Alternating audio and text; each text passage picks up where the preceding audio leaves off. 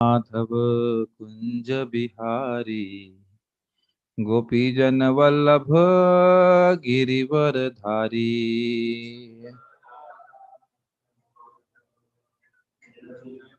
हरि गोपीजन वल्लभ गिरिवर धारी। जय राधा माधव कुंज बिहारी गोपीजन वल्लभ गिरिवर धारी।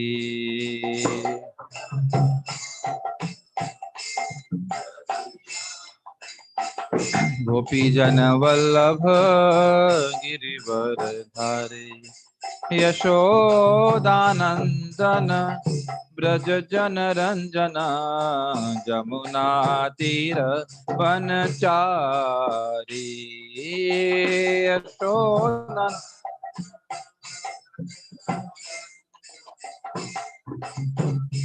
वनचारी।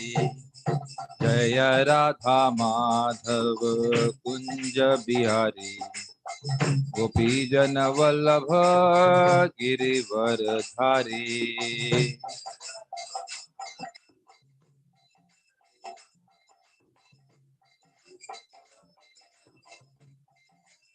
हरे कृष्णा कृष्णा कृष्णा हरे हरे हरे राम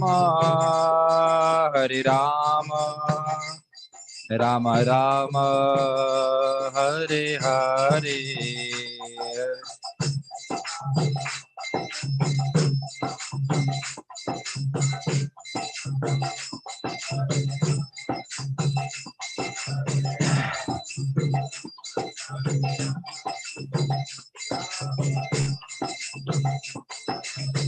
हरे कृष्णा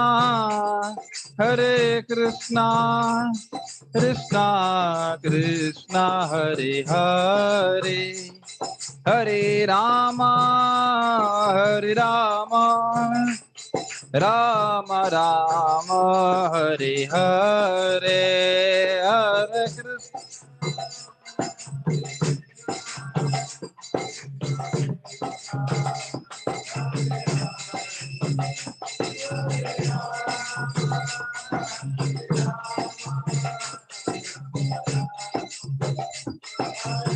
हरे कृष्ण हरे कृष्णा कृष्णा कृष्णा हरे हरे हरे राम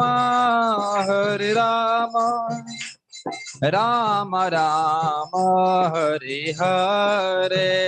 हरे कृष्ण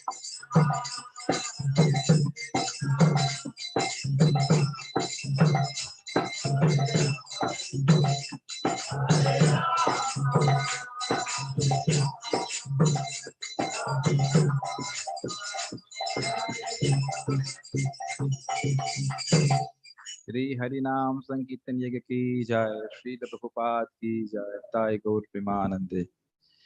ओम अज्ञानतिमिरान्धस्य ज्ञानाञ्जनशलाकया चक्षुरुन्मिलितं येन तस्मै श्रीगुरुवे नमः। श्रीचैतन्यमनोभीष्टं स्थापितं येन भूतले स्वयं रूपः कदा मह्यं ददाति स्वपदान्तिकं। वन्देऽहं श्रीगुरुः श्रीयुतपदकमलं श्रीगुरून् वैष्णवंश्च श्रीरूपं साग्रजातं सहगण रघुनाथान्वितं तं सजीवं साद्वैतं सावधूतं परिजनसहितं कृष्ण चैतन्य देवं श्री राधा कृष्ण पादान् सहगण ललिता श्री विशाखावितंश्च। हे कृष्ण करुणा सिंधु दीनबंधु जगतपते गोपेश गोपिका कांत राधा कांत नमोस्तुते। तप्त कांचन गौरांगी राधे वृंदावनेश्वरी वृषभानुसुते देवी प्रणमामि हरिप्रिये। वाञ्छकल्पतरुभ्यश्च कृपा सिन्धुभ्यैव च पतितानां पावनेभ्यो वैष्णवेभ्यो नमो नमः। जय श्री कृष्ण चैतन्य प्रभु नित्यानंद श्री अद्वैत गदाधर शिवासादि गौर भक्त वृंद। हरे कृष्णा कृष्णा कृष्णा हरे हरे हरे राम राम राम हरे हरे। हम लोग आज हम लोगों ने कल सुना था श्रीमद् भागवतम प्रथम स्कंद तीसरे अध्याय 28 से श्लोक से कि भगवान कृष्ण ही सभी अवतारों के स्रोत हैं। तो उसी के आधार पे हम एक विशेष चर्चा कर रहे हैं। ओ, क्या एक कोई भक्त मेरे रूम पे लघु भागवतामृत नामक ग्रंथ है, ब्लू रंग की बुक है, उसको लेके आ जाइए। तो उसके आधार लघु भागवतामृत, हाँ, ये श्रीला रूप गोस्वामी जी के द्वारा लिखा हुआ ग्रंथ है। इसमें काफी विस्तार से अवतारों के बारे में चर्चा है। तो उसके आधार पे जो प्रथम अध्याय है उसके आधार पे हम कुछ सुनेंगे, और फिर अगर समय रहा, इच्छा है कि आज ही हम पूरा कर दें उसको, मध्य लीला के आधार पे भी कुछ बातें करेंगे। क्योंकि प्रकाश इत्यादि के बारे में और वहां पे महाप्रभु समझाए हैं सनातन गोस्वामी पाद, तो वहां पे भी हम समझने का प्रयास करेंगे। तो ये श्री लघु भागवतामृत का अध्याय 1 का पहला श्लोक है। इसको आप देखिए। यहाँ पे इस इस अध्याय में स्वयं रूप, विलास, स्वांश, आवेश और कुछ मात्रा में प्रकाश, इन 5 बातों को, इन 5 विषयों को दिया गया है। तो उसके पहले जो विषय है स्वयं रूप, उसके बाद उससे पहले बता रहे हैं कि हम क्या बात करेंगे। स्वयं, just don't have to recite, I just chant and then will go forward.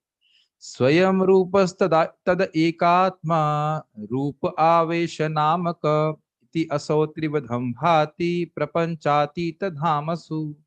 भगवान अपने आप को प्रपंचातीत धाम में, प्रपंच मतलब भौतिक जगत, इससे परे जो आध्यात्मिक जगत है उसमें 3 रूप में विस्तारित करते हैं। एक है स्वयं रूप, जो उनका स्वयं रूप है, जिसका जो है रूप किसी पे और आश्रित नहीं होता। तदेकात्म और आवेश। अब इनके अलग अलग विभाग हो जाएंगे। शब्द याद हो रहे हैं? स्वयं रूप, तद एकात्म और आवेश। इसका अनुवाद भी पढ़ते रहूं आप लोग के सामने। अपने आध्यात्मिक धाम में जो भौतिक जगत के परे है, परम भगवान 3 प्रकार के रूप में प्रकट रहते हैं, जिनको स्वयं रूप, तद एकात्म रूप और आवेश कहा जाता है। देखिए, आध्यात्मिक धाम की जब बात कर रहे हैं तो केवल गोलोक ही नहीं, गोलोक, द्वारका, मथुरा और वैकुंठ, इन तीनों को आपको ग्रहण करना होगा। तो वहां पे भगवान भिन्न भिन्न रूपों में अपने आप को विस्तारित करते हैं।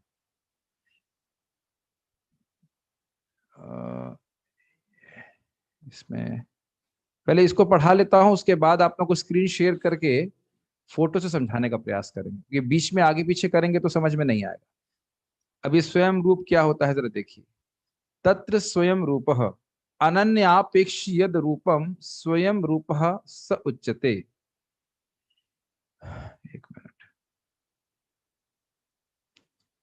अब यहाँ पे ये स्वयं रूप की व्याख्या कर रहे हैं। अनन्या अपेक्षी यद रूपम, जो रूप किसी अन्य रूप की अपेक्षा नहीं करता, मतलब जो रूप किसी अन्य रूप का विस्तार नहीं है, उसको स्वयं रूप कहते हैं। कल आपने सुना था ना, कृष्णस्तु भगवान स्वयं, स्वयं भगवान, स्वयं रूप, ये एक ही बात है। स्वयं भगवान श्री कृष्ण कौन है? जो नंद महाराज के बेटे हैं। आराध्य भगवान ब्रजेश तनया तद्धाम वृंदावनम। तो परम भगवान स्वयं भगवान है, नंद महाराज के बेटे कृष्ण। वह किससे आए हैं? किसी से नहीं आए। तो इसलिए वह किसी के विस्तार नहीं है, इसलिए उनको स्वयं रूप कहा जाता है। और उनकी स्थिति गोलोक में है, वैकुंठ में नहीं है। वैकुंठ में स्वयं रूप कृष्ण के रूप में वह नहीं रहते हैं। नहीं समझ में आ रहा है तो मुझे स्क्रीन शेयर करनी ही पड़ेगी। मैं चाह नहीं रहा था लेकिन करना पड़ेगा। दिख क्यों नहीं रहा है? हाँ, ये दिख रहा है स्वयं रूप कृष्ण। ये स्वयं रूप कृष्ण है, the original form of Krishna as a coward boy in Vrindavan. Vrindavan में एक कह सकते हैं क्या, ग्वाल बाल के भाव में वह रहते हैं। तो उसके उसका वर्णन यहाँ पे स्वयं रूप कृष्ण के रूप में हो रहा है। ठीक है, जूम के ऊपर आज की क्लास जूम के द्वारा सुनने से अच्छा रहेगा कि कई बार हम बहुत सारी चीज स्क्रीन शेयर के माध्यम से दिखाएंगे। ठीक है,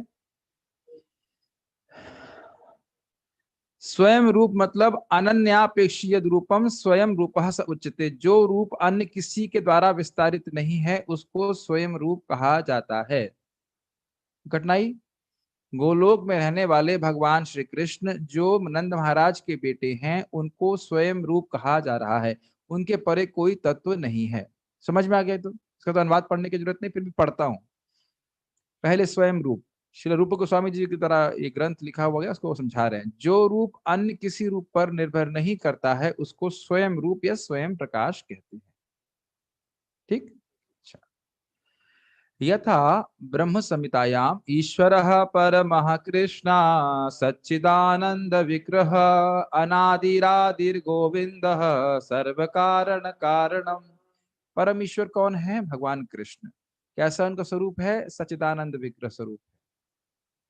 अनादिर आदिर गोविंद, वो सब वो अनादि हैं, उनका कोई शुरुआत नहीं है और वह सभी के आदि हैं। उनका नाम गोविंद है और वह सभी कारणों के कारण है।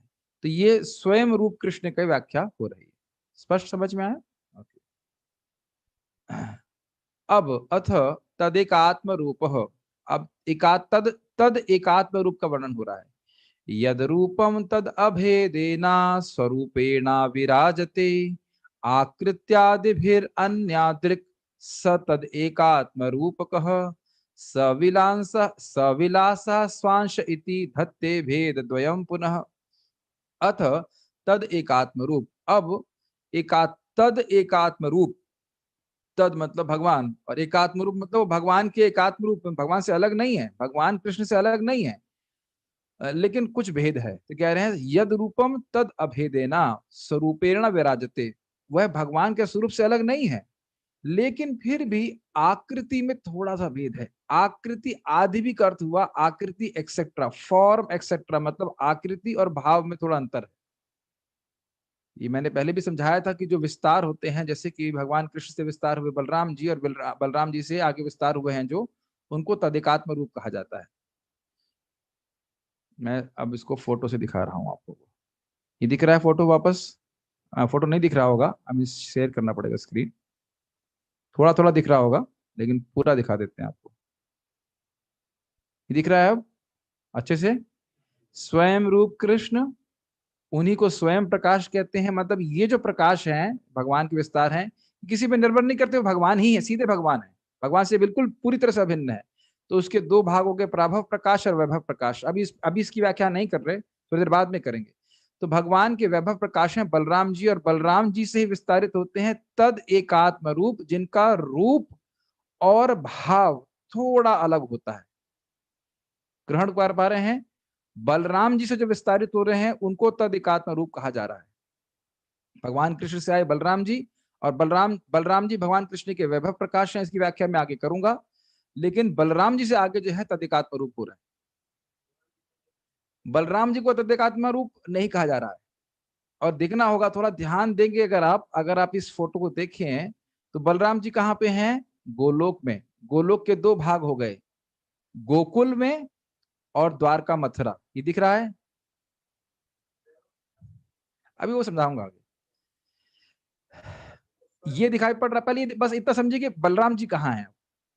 बलराम जी, नहीं फिर समझिए, गोलोक के तीन भाग ले लीजिए, गोकुल मथुरा वृंदावन, अच्छा गोकुल मथुरा और द्वारका। ठीक। तो गोकुल में बलराम जी हैं। बलराम जी अपने आप को विस्तारित करते हैं वसुदेव, अनिरुद्ध, संकर्षण और प्रद्युम्न में, जो द्वारका मथुरा में रहते हैं। ये इनने सीधे अलग अलग डिवीजन बना के रखे हुए। समझ पा रहे हैं? ये अभी चार्ट फिर से आएगा, घबराई मत। अभी इतना बता रहा हूं कि जो तदिकात्म रूप है ये, इनका विस्तार जो है ये तदिकात्म रूप का, ये गोलोक में नहीं है, सॉरी गोकुल में नहीं है, गोकुल में नहीं है, इधर द्वारका से शुरू हुआ, द्वारका मथुरा वैकुंठ इत्यादि। क्या ये समझ में आ रहा है? तभी इन्होंने हल्के हल्के अलग अलग कलर्स दिखाया हुआ। ये भी आप मध्य लीला में सॉरी पढ़ेंगे तो क्लियर समझ में आ जाएगा। तो तदेकात्म रूप का मतलब क्या है? उनका स्वरूप थोड़ा अलग है और थोड़ा भाव अलग है। आप जानते हैं इसे बलराम जी कृष्ण के द्वितीय द्वितीय वपु ही कहे जाते हैं। ताहार द्वितीय देह श्री बलराम, केवल रंग का भेद है और भाव भी। तो आप समझ पा रहे हैं, भगवान वो कृष्ण हैं लेकिन कृष्ण नहीं भी हैं। वो एक सेवक भगवान है, सेव्य भगवान है, भगवान साक्षात कृष्ण ब्रजेंद्र नंदन। तो बलराम जी के जो विस्तार हैं उनका बलराम जी के प्रति क्या भाव होगा, सेव्य का भाव होगा। फिर ये जितने जितने लोग अपने आप में विस्तारित करते जाएंगे उनका अपने विस्तारी से भाव होगा सेव्य का। याद आ रहा है कल बात हुई थी? एक बार सुन लेने के बाद अब जब बार बार रिपीट करूंगा तो कोई कठिनाई नहीं होनी चाहिए समझने में, ठीक है? तो इतना समझ में आ रहा है, तदेकात्म रूप का मतलब है वह अपने जिनसे उनका विस्तार हुआ है उससे अलग नहीं है, लेकिन आकृति में और भाव में थोड़ा अंतर होगा। बलराम जी द्विभुज रूप में हैं, और यहाँ देखिए अनिरुद्ध, वसुदेव, प्रद्युम्न, संकर्षण आदि सब चतुर्भुज रूप में है। ठीक है, ओके।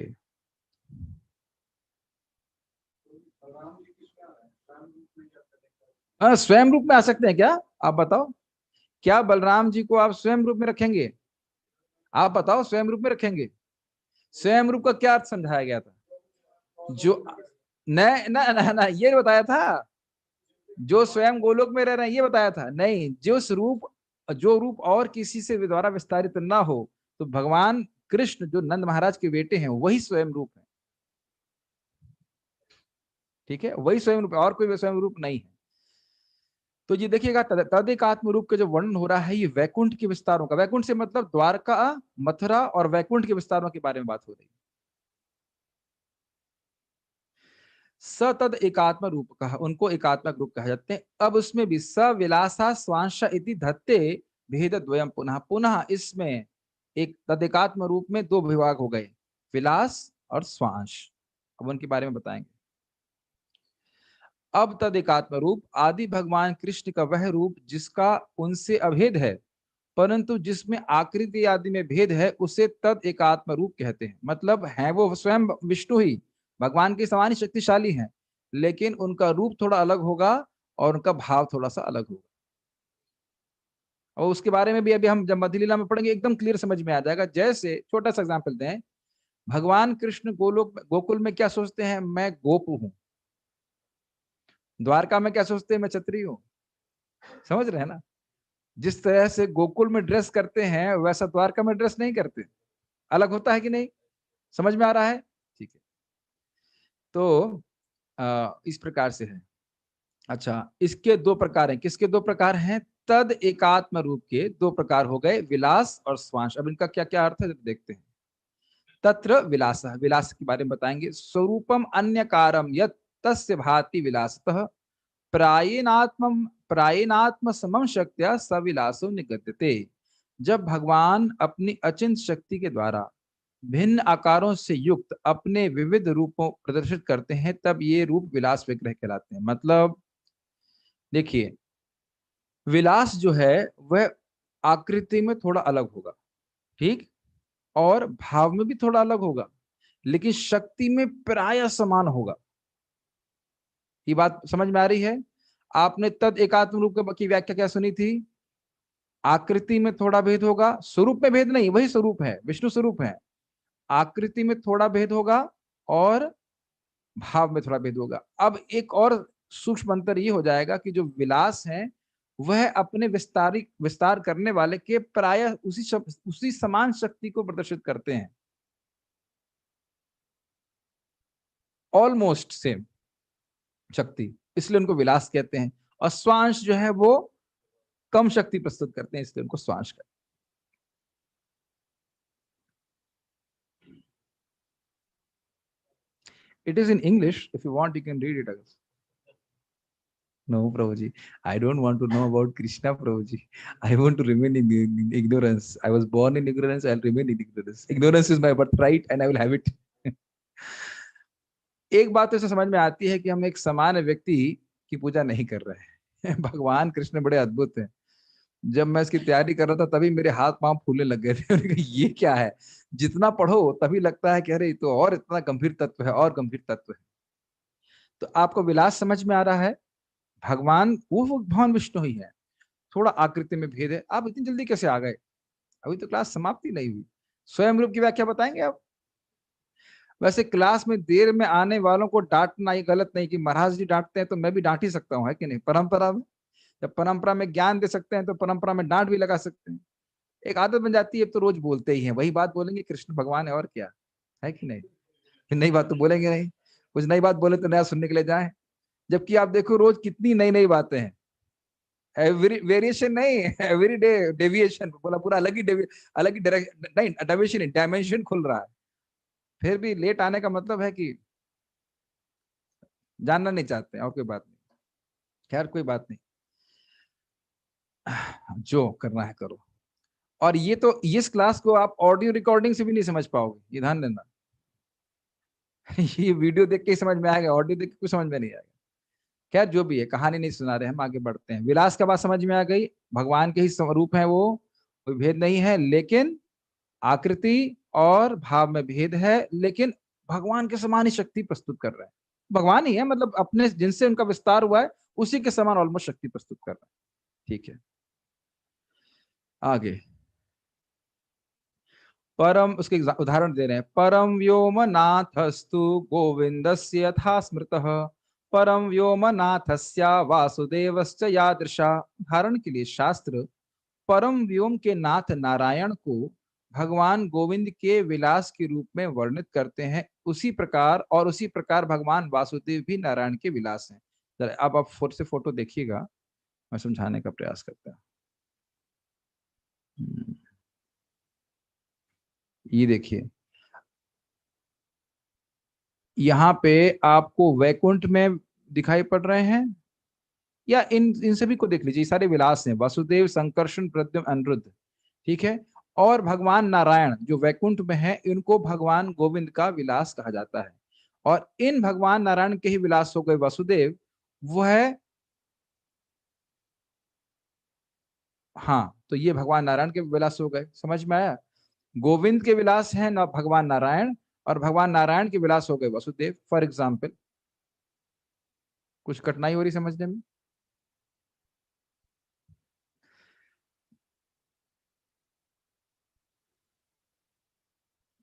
बोल रहे हैं कि जब एक विष्णु तत्व दूसरे में अपने आप को विस्तारित कर रहे हैं, और जिनको विस्तारित किया गया है उनकी आकृति में और भाव में थोड़ा भेद होता है, लेकिन वो उतनी ही शक्ति प्रस्तुत करते हैं जितनी की पहले वाले के ने की थी। तो पहले वाले कर रहे होते हैं, उनके जो विस्तार करने वाले वो कर रहे होते हैं, तो उनको विलास कहा जाता है। जैसे अब उसके उदाहरण दे रहे हैं कि यहाँ पे देखिए, ये जो भगवान नारायण दिख रहे हैं आपको वैकुंठ में, वो गोविंद के विलास हैं, भगवान कृष्ण के विलास हैं। मतलब भगवान कृष्ण के समान ही शक्ति प्रस्तुत करते हैं ऑलमोस्ट। और भगवान नारायण के ही विस्तार हैं वासुदेव। ये वसुदेव, संकर्षण, प्रद्युम्न, अनिरुद्ध जो है वह द्वितीय चतुर्व्यूह है, द्वितीय चतुर्व्यूह है। ठीक, तो इसलिए इनको विलास कहा जा रहा है। अरे भाई, दोबारा कभी पढ़ोगे तब तो समझ में आएगा, यही छोड़ देंगे तो कैसे समझ में आएगा, थोड़ा पढ़ना भी तो होता है। हाँ, हाँ, थोड़ा समझना भी पड़ेगा उसको। ठीक है,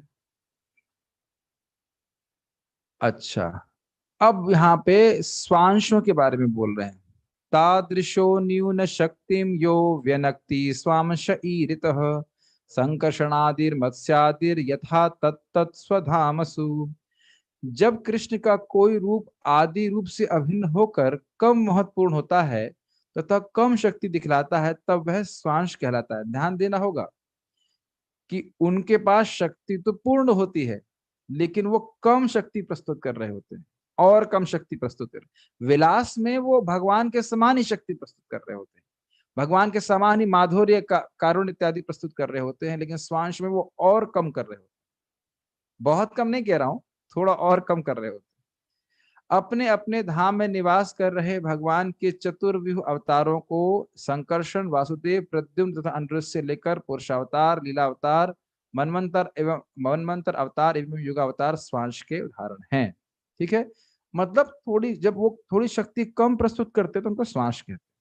तो आपको समझ में आया, तदेकात्म रूप मतलब वो स्वयं विष्णु स्वरूप है, उसमें कोई भेद नहीं भगवान में और उनमें, लेकिन उनके दो भाग हो गए, विलास और स्वांश। विलास जो है वह प्राय उतनी शक्ति प्रस्तुत करते हैं, और श्वास जो है वह न्यून शक्ति प्रस्तुत करते हैं, लेकिन है वो ये तीनों ही तीनों मतलब ये दोनों ही विष्णु तत्व ही हैं, इनमें विष्णु तत्व नहीं मानना ये गलत बात है। पार हो गए यहाँ तक, आगे बढ़े। अब बहुत आसान हो जाएगा। आवेश अवतारों के बारे में बोला है। आवेश मतलब शक्ति आवेश अवतार के बारे में। ज्ञान शक्त्यादि कलया यत्राविष्टो जनार्दन त आवेश निगद्यन्ते जीव एव महत्तमः। इसको हमने कल भी पढ़ा था। अनुवाद, वे महान जीव जिनमें भगवान जनार्दन अपनी ज्ञान आदि शक्ति आविष्ट करते हैं उन्हें आवेश अवतार कहा जाता है। मतलब ये स्वरूपतः भगवान नहीं है, लेकिन भगवान इनको विशेष शक्ति प्रदान करते हैं कोई कार्य करने के लिए। ये तो स्पष्ट है, तो आसान है। वैकुंठेऽपि यथा शेषो नारदः सनकादयः अक्रूर दृष्टास्ते चामी दशमे परिकीर्तितः। वैकुंठ में भी इसके उदाहरण हैं, यथा शेष, नारद और सनक आदि। दशम स्कंद में वर्णन है कि अक्रूर जी ने इन आवेश अवतारों को देखा था। कहाँ देखा था? जब वह भगवान कृष्ण को लेके जा रहे थे, तो हाँ, यमुना जी में स्नान करने के लिए उतरे, तब भगवान को भी देखा, कृष्ण बलराम को देखा और सारे अवतारों को भगवान से निकलता हुआ देखा। तो वैकुंठ में भी इसके उदाहरण है।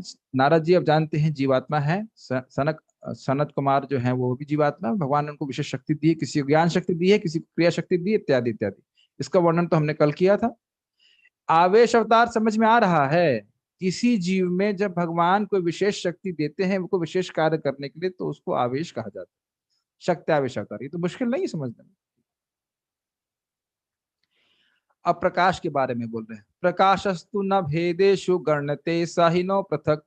प्रकाश रूपों की गणना यहाँ तीन भिन्न रूपों में नहीं की गई है, क्योंकि वे उन रूपों से भिन्न नहीं होते जिनसे वे विस्तारित होते हैं। ये जरा देखिए आप फिर से।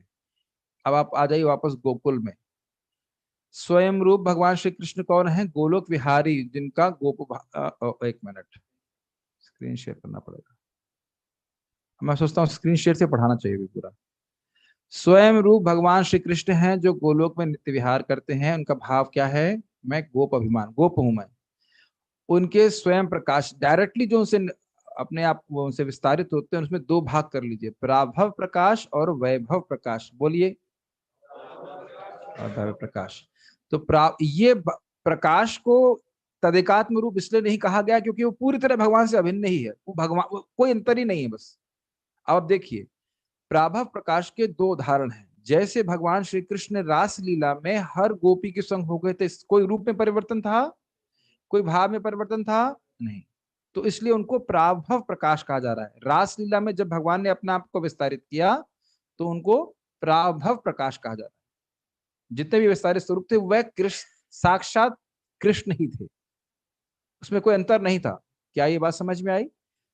एक और उदाहरण भगवान, अब देखिए, ये ने कहा प्रभव प्रकाश का उदाहरण दिया है गोकुल में। आप देख रहे हैं इस फोटो में डार्क येलो एरिया जो है वो गोकुल को दिखा रहा है।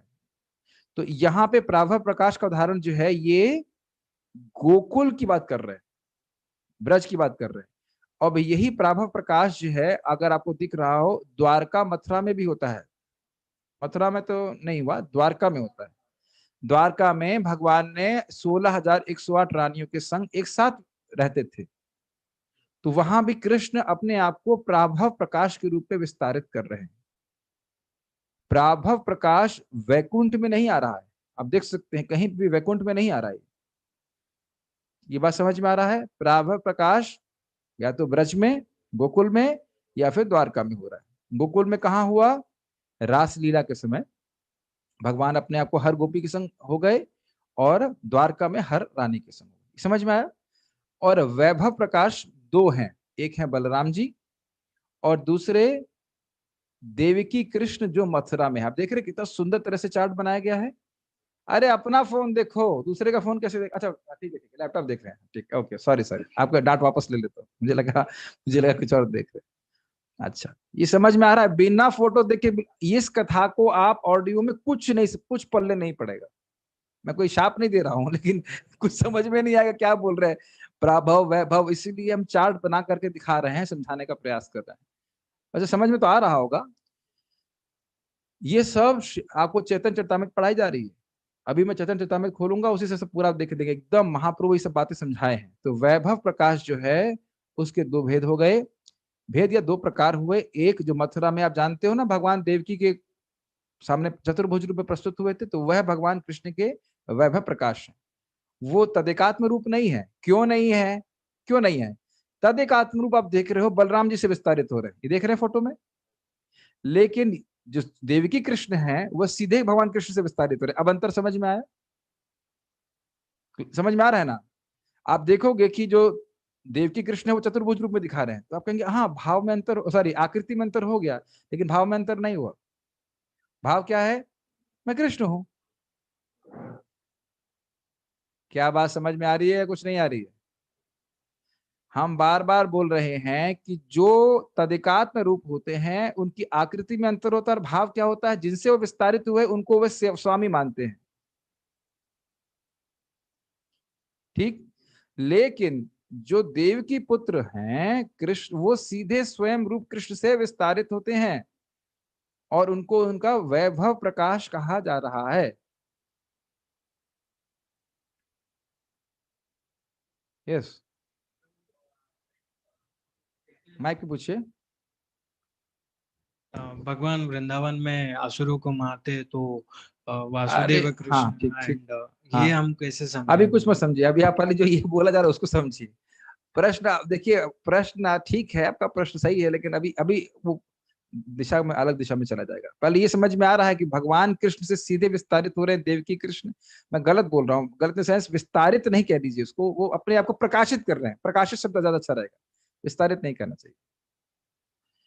हे मेरे डिवोटीज, कुछ कुछ ग्रहण कर पा रहे हैं, ठीक है। और उन्हीं के भगवान कृष्ण के सीधे प्रकाश या विस्तार कह लीजिए, जो भी कह लीजिए, वो हैं बलराम जी, जो थोड़ा स्वरूप में भेद है उनका और भाव में भेद है, लेकिन वह सीधे कृष्ण से आ रहे हैं।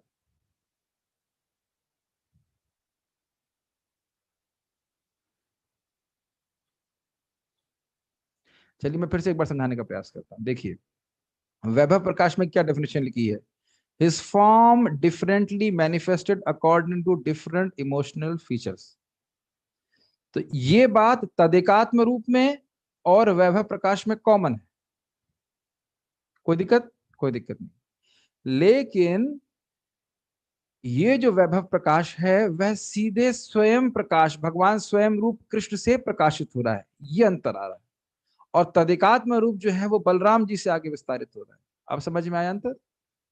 बलराम जी गोरे हैं तो थोड़ा स्वरूप में, आकृति में अंतर हुआ, और उनको, उनका भाव क्या है? मैं कृष्ण का बड़ा भाई हूं या कृष्ण का सेवक हूं, ये तो आप सुन चुके हो। तो और देवकी जो कृष्ण है वह भी चतुर्भुज रूप में दिख रहे हैं। तो ये बात तो कॉमन दिख रही है कि आकृति में भेद आ रहा है और कुछ कुछ भाव में भेद आ रहा है, लेकिन ये सीधे स्वयं रूप कृष्ण से विस्तारित हो रहे हैं, इसलिए इनको अलग रखा जा रहा है, इन्हें वैभव प्रकाश कर रहे हैं। और यह भी वैकुंठ में नहीं आते, गोकुल में बलराम जी और मथुरा में देवकी कृष्ण, देवकी नंदन कृष्ण कह रहे। हाँ, गलत फंस गए आप।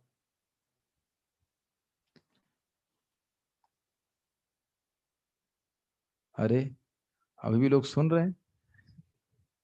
चलिए प्रयास करते हैं।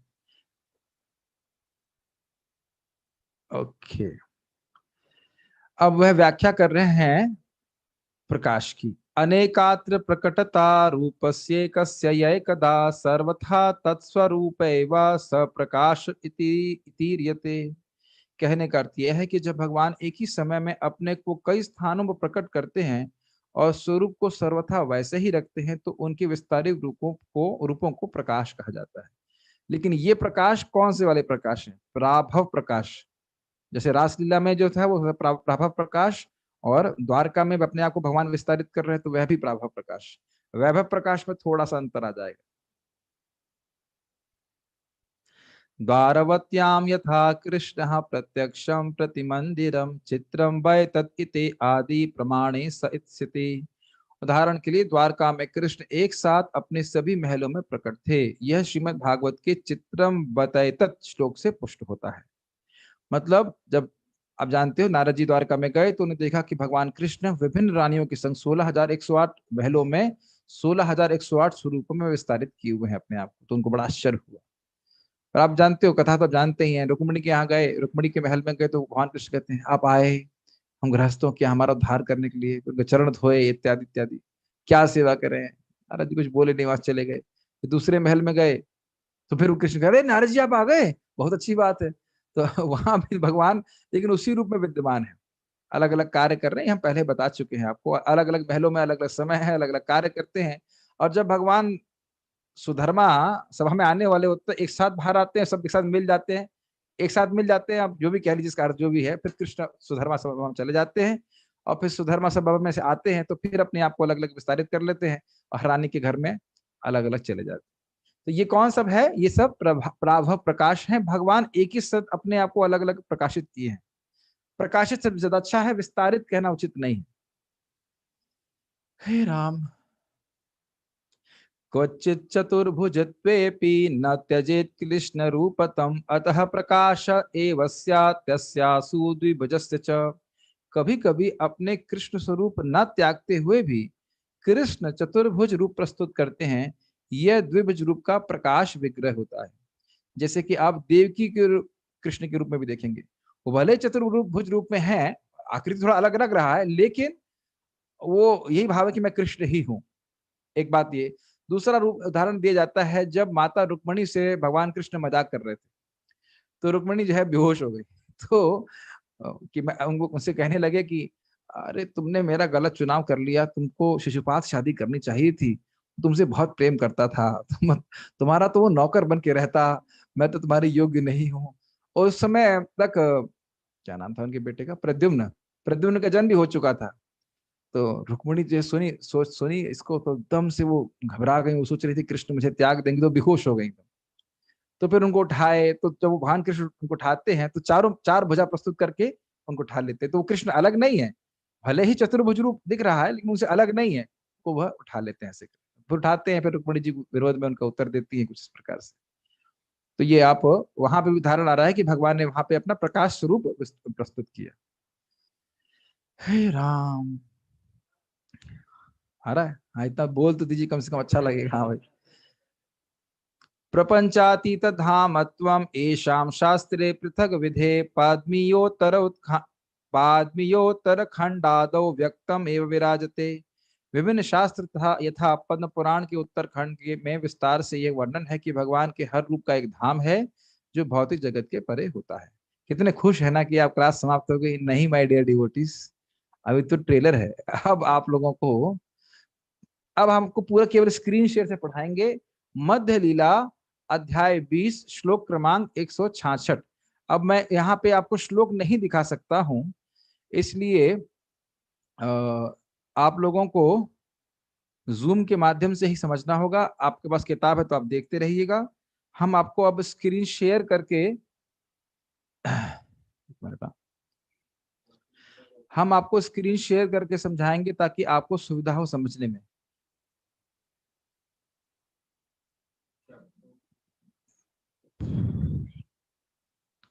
अरे भाई अच्छे प्रश्न कीजिए, ये मुझे समझ में नहीं आता है, कुछ भी प्रश्न कर रहे हैं।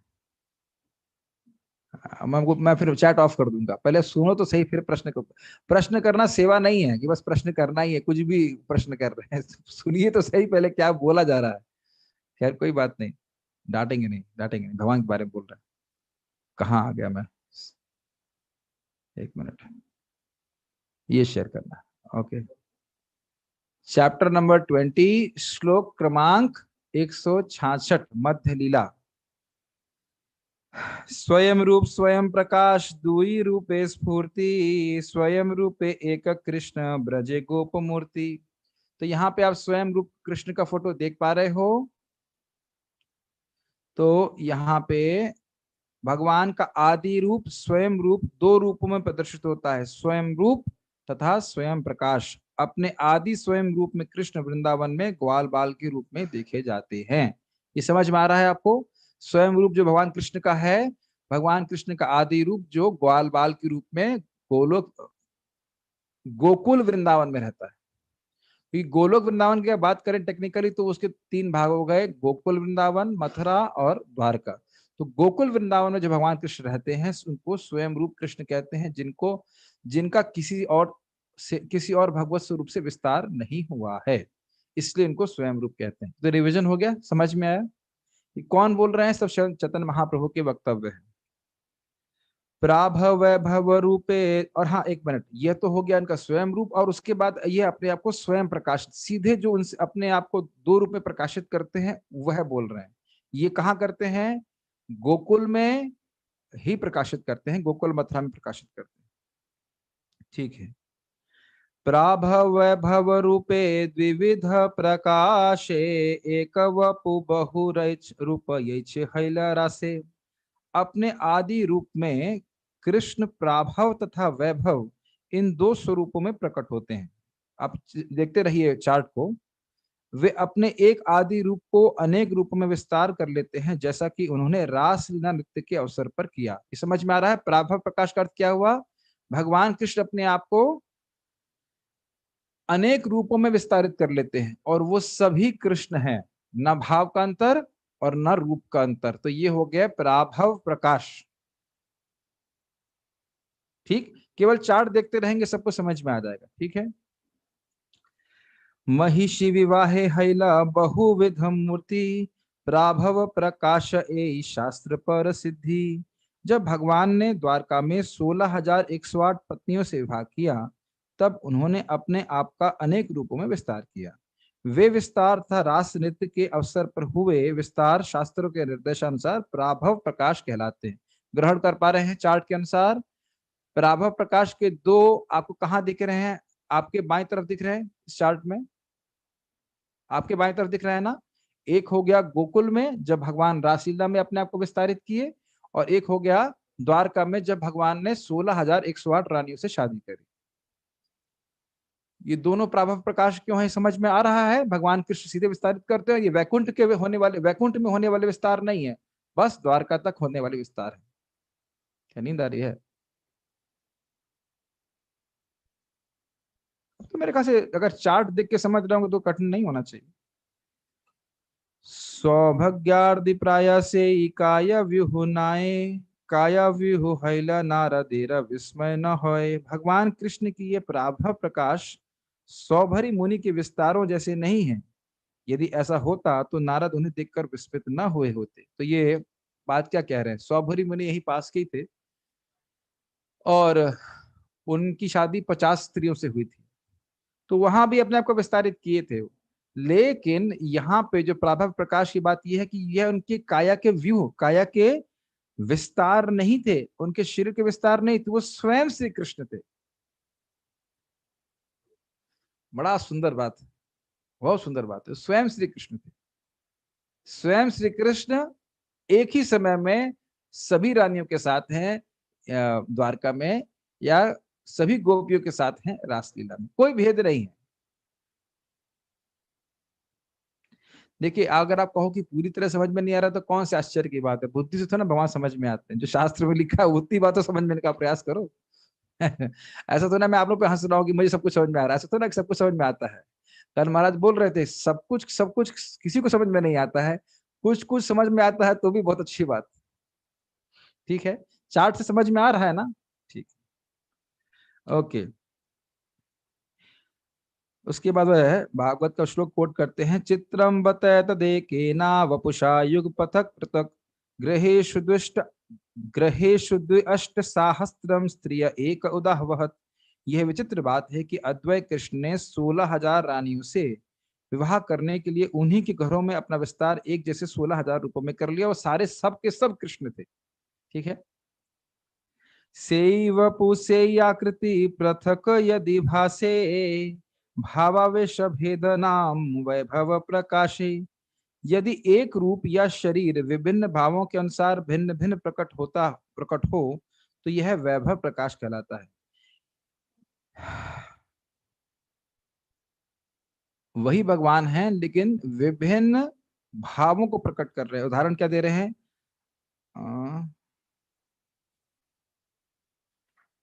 बलराम जी, उदाहरण यहाँ पे नहीं दे रहे हैं, ये आगे आया बलराम जी का। यहां से देखिए श्लोक क्रमांक, इससे पहले वाला पढ़ लेता हूं। जब भगवान अपना विस्तार असंख्य रूपों में करते हैं तब इन रूपों में कोई भेद नहीं होता, किंतु विभिन्न लक्षणों, वर्ण तथा अस्त्रों में भिन्नता के कारण उनके नाम भिन्न भिन्न होते हैं। तो अपने आप को भगवान, ये बात हर जगह लागू होगी। भगवान अपने आप को विस्तारित कर रहे हैं, वो देखने में थोड़ा अलग अलग लग रहे हैं, लेकिन वो है एक ही व्यक्ति। इसकी व्याख्या भी कल कर दी गई थी। एक ही समय में भगवान अपने आप को अलग अलग रूपों में विस्तारित करते हैं, फिर भी वो एक ही व्यक्ति है। याद आ रहा है? अब वैभव प्रकाश के बारे में बोल रहे हैं, श्लोक क्रमांक 174 से। वैभव प्रकाश कृष्ण श्री बलराम, वर्ण मात्र भेद सब कृष्ण समान। कृष्ण के वैभव रूप का प्रथम प्राकट्य श्री बलराम जी हैं। श्री बलराम तथा कृष्ण के शरीरों के रंग भिन्न हैं, अन्यथा बलराम सभी प्रकार से कृष्ण के समान ही हैं। अब आप चार्ट में देखिए, वैभव प्रकाश में कौन दिख रहे हैं आपको? बलराम जी, और मथुरा में देवकी पुत्र कृष्ण। ठीक है, तो ये स्वयं भगवान श्री कृष्ण। आगे देखिए, वैभव प्रकाश ये छे देव की तनुज, द्विभुज स्वरूप कबु कबु होय चतुर्भुज। वैभव प्रकाश का एक उदाहरण है देवकी के पुत्र। उनके कभी 2 हाथ होते हैं तो कभी 4 हाथ होते हैं। तो ये बात समझ आ रही है आपको समझ में? भगवान स्वयं रूप कृष्ण, उनको अपने आप को स्वयं प्रकाश के रूप में प्रकाशित करते हैं। प्रभाव प्रकाश रासलीला इत्यादि में, या फिर द्वारका में रानियों के साथ। और इधर वैभव प्रकाश में क्या है, थोड़ा भाव का अंतर है। तो यहाँ पे आप देख रहे हैं कि बलराम जी भगवान कृष्ण के समान ही शक्तिशाली हैं। उनके पहले वैभव प्रकाश है, पहले क्या क्या कहेंगे, वैभव प्रकाश है। और देव की पुत्र भी कभी द्विभुज रूप में रहते हैं, कभी चतुर्भुज रूप में रहते हैं, लेकिन वो कृष्ण से सीधे विस्तारित हो रहे हैं। कृष्ण और उनके बीच में कोई है नहीं, कृष्ण और बलराम जी के बीच में कोई है नहीं है। तो इनको इसलिए प्रकाश में गिना जा रहा है, तदेकात्म रूप में नहीं गिना जा रहा। तदेकात्म रूप जो है वह है बलराम जी के विस्तार।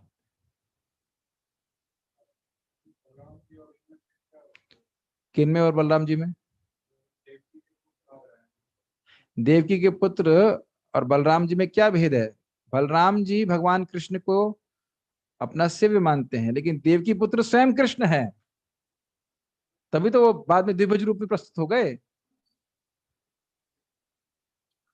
इतना भाव का अंतर आप मान सकते हो कि मैं देवकी का पुत्र हूं, ये मानते हैं। स्वयं रूप कृष्ण क्या मानेंगे, मैं यशोदा मैया का पुत्र। इतना हम अंतर समझ सकते हैं, लेकिन वो स्वयं श्री कृष्ण है। हे भगवान, कुछ तो समझवाइए। ठीक है,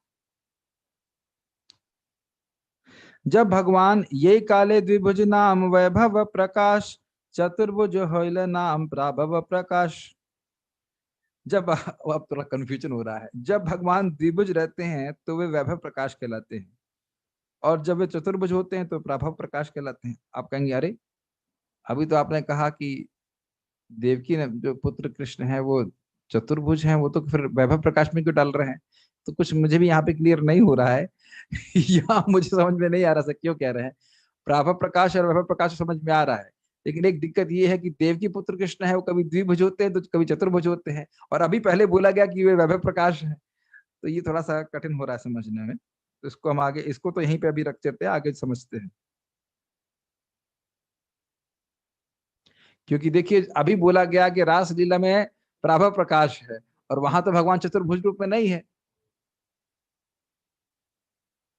तो ये लाइन हमको समझ में नहीं आ रही, तो नहीं पता है तो नहीं बताएंगे, नहीं तो गलत ही बताएंगे, इसलिए इसको हम समझ नहीं पा रहे। जो अभी तक उससे पहले वाले श्लोक को उनको मैं उस सबसे फॉलो कर रहा हूँ।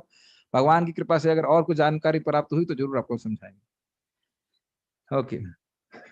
स्वयं रूपेर गोपवेश गोप अभिमान, वासुदेव क्षत्रिय वेश आमी क्षत्रिय ज्ञान। तो स्वयं रूप भगवान कृष्ण जो वृंदावन में है, उनका क्या भाव है कि मैं, वो गोप वेश में रहते हैं। गोप वेश में ग्वाल ग्वाल बाल के वेश में रहते हैं, और उनका गोप अभिमान होता है कि मैं गोप हूं। और वासुदेव कृष्ण जो है वह क्षत्रिय आवेश में रहते हैं। जो देवकी नंदन के रूप में जाने जाते हैं, जो देवकी के पुत्र हैं, वो क्षत्रिय आवेश में रहते हैं। और आमी क्षत्रिय ज्ञान, वह सोचते हैं कि मैं क्षत्रिय हूं। ठीक है, ओके। प्रश्न अभी क्यों कर रहे हैं, क्या प्रश्न है? अब मैं लगता है कि मुझे चैट बंद कर देना चाहिए। एक भी अच्छा प्रश्न नहीं कर रहे।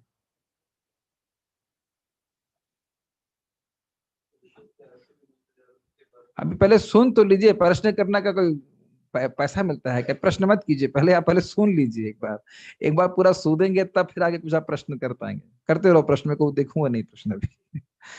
ठीक है, ये समझ में आ रहा है स्वयं रूप का क्या भाव है भगवान का, और जब जब भगवान मथुरा में रहते थे उनका क्या भाव है, ये बात आ रही है। सौंदर्य ऐश्वर्य माधुर वैदग्ध्य विलास, व्रजेंद्र नंदन इहा अधिक उल्लास। सौंदर्य में, ऐश्वर्य में, माधुर्य में और बहुत सुंदर लीला करने में व्रजेंद्र नंदन यानी कि स्वयं रूप कृष्ण का अधिक उल्लास, अधिक उत्कृष्टता है। किनसे? मथुरा के कृष्ण से कह लीजिए, या वासुदेव कृष्ण से। उसके बारे में वो कह रहे हैं, गोविंदेर माधुरी देखी वासुदेव शोभ, से माधुरी आस्वादिते उपजय लोभ। भगवान गोविंद स्वयं रूप कृष्ण के माधुरी को देख करके वासुदेव कृष्ण में भी ये शोभ उत्पन्न हो गया, और कहने लगे कि उनकी मधुरता का आस्वादन करने के हृदय में उनका लाभ और लोभ उत्पन्न हो गया। उसके बाद एक श्लोक है, उसको भी हम छोड़ दे रहे हैं, आगे देखते हैं। श्लोक क्रमांक 183 से देख रहे हैं। सेवपु भिन्ना भासे किछु भिन्नाकार, भावावेशाकृति भेदे तदेकात्म नामतार। जब वह शरीर किंचित भिन्न रूप में प्रकट होता है और इसके स्वरूप, भाव तथा रूप में किंचित भिन्न होते हैं, तब वह तद एकात्म कहलाता है। इधर दिख रहा है आपको तद एकात्म रूप। तद एकात्म रूप किससे विस्तारित हो रहे हैं? बलराम जी से विस्तारित हो रहे हैं। तो इनका आकृति में कुछ भेद होगा, इनके भाव में भेद होगा, लेकिन प्राय समान शक्ति वाले हैं। क्या विस्तार हैं? वासुदेव, संकर्षण, प्रद्युम्न और अनिरुद्ध। ठीक है, ओके। और ये कहाँ पे है? द्वारका मथुरा में। चारों दिशाओं में ये वासुदेव, संकर्षण, प्रद्युम्न और अनिरुद्ध। इन्हें प्राभव, इन्हें विलास कहा जाता है। विलास के बारे में पढ़ा था ना, विलास स्वांश। विलास में क्या पढ़ा? कि वह जिनसे विस्तारित होते प्राय उन्हीं की समान शक्ति वाले होते, यानी कि वासुदेव, संकर्षण, प्रद्युम्न और अनिरुद्ध जो हैं, ये प्राय बलराम जी के समान ही शक्ति प्रस्तुत करते हैं, प्राय।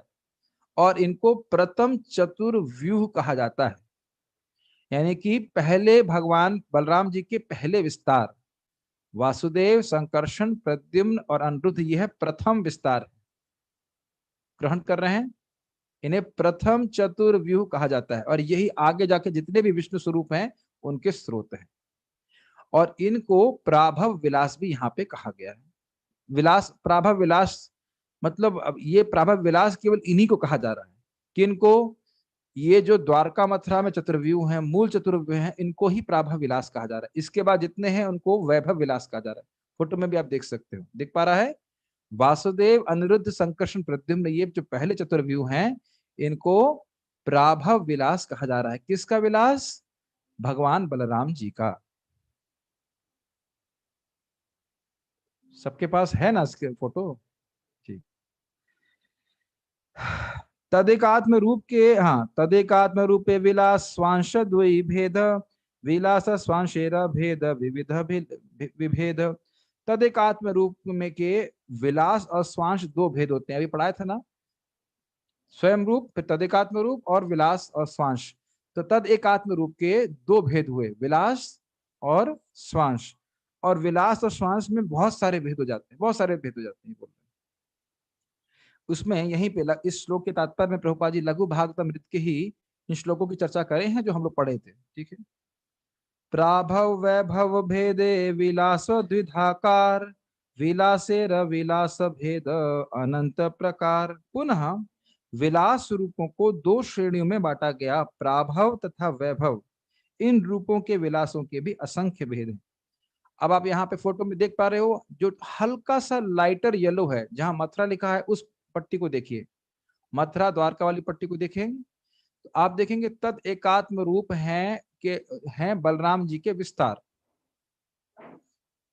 ठीक। और उनके जो प्रथम विलास हैं, वह उनको विलास कहिए या कह सकते हैं, जो उनका विस्तार लीला के लिए होता है, पास्ट टाइम एक्सपेंशन कहा जा रहा है, उसमें है वासुदेव, संकर्षण, प्रद्युम्न और अनिरुद्ध। ये हो गए प्राभव विलास।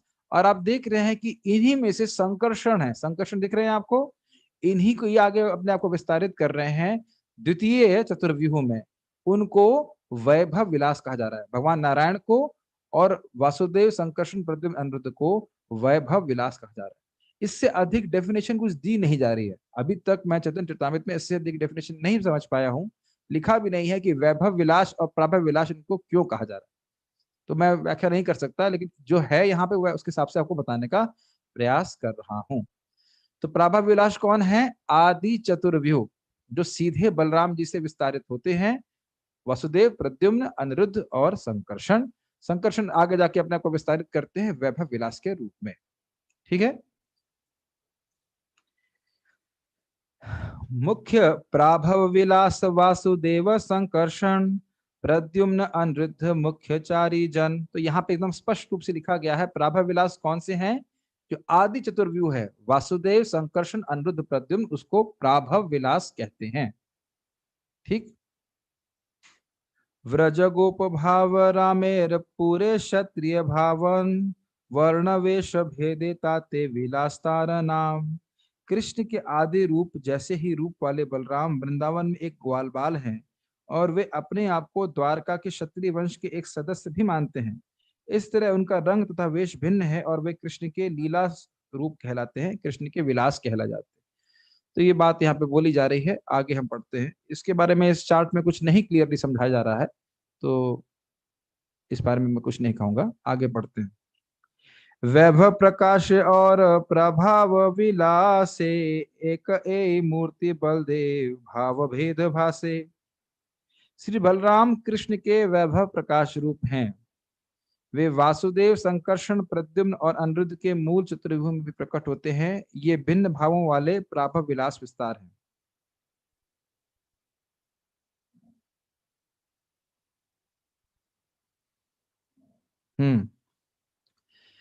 यहाँ आप देख रहे हैं कि स्वयं रूप कृष्ण के स्वयं प्रकाश हैं। तो स्वयं प्रकाश में दो भाग हो गए, प्राभव प्रकाश और वैभव प्रकाश। तो वैभव प्रकाश में है बलराम जी। ठीक। अब ये बलराम जी अपने आप को प्राभव विलास के रूप में वसुदेव, अनिरुद्ध, संकर्षण और प्रद्युम्न के रूप में विस्तारित करते हैं, जैसा कि आप इस पिक्चर में देख रहे हो। ये बात कही जा रही है। ये जो प्राभव विलास हैं वह सीधे बलराम जी के ही विस्तार है। ठीक। आदि चतुर्व्यूह इहार के हो नाही सम अनंत चतुर्व्यूह गणे प्राकट्य कारण। ये जो आदि चतुर्व्यूह है, जो आदि मतलब मूल मूल चतुर्व्यूह जो है, वासुदेव, अनिरुद्ध, संकर्षण, प्रद्युम्न, ये अनंत विष्णु तत्वों के विस्तार स्रोत है। ये बोल रहे हैं, इनके समान कोई नहीं। ठीक। कृष्णर ए चारी प्रभाव विलास द्वारका मथुरा पूरे नित्य इहारवास। भगवान कृष्ण की ये चार प्रभाव विलास रूप द्वारका तथा मथुरा में शाश्वत निवास करते हैं। तो भगवान कृष्ण के ये प्राभव विलास हैं। तो अब आप समझ देना चाहिए कि प्राभव विलास भगवान कृष्ण के हैं कि बलराम जी के हैं। यस। तो फिर यहाँ पे कृष्ण के बोल रहे हैं क्योंकि कृष्ण से बलराम जी है, बलराम जी से ये चार रूप है। तो कोई कंफ्यूजन नहीं होना चाहिए। अभी तो आपने बोला बलराम जी के हैं, फिर कृष्ण कहाँ से जाके क्या डायरेक्ट है ना क्या है? कृष्ण से बलराम जी और बलराम जी से चतुर्व्यूह आए, तो इसलिए इनको बोलते हैं कृष्ण के ही प्राभव विलास। हाँ, ध्यान देने वाली बात ये होगी कि ये जो आदि चतुर्व्यूह हैं ये द्वारका मथुरा में ही निवास करते हैं, गोकुल में भी नहीं करते हैं, द्वारका मथुरा में बोल रहे हैं।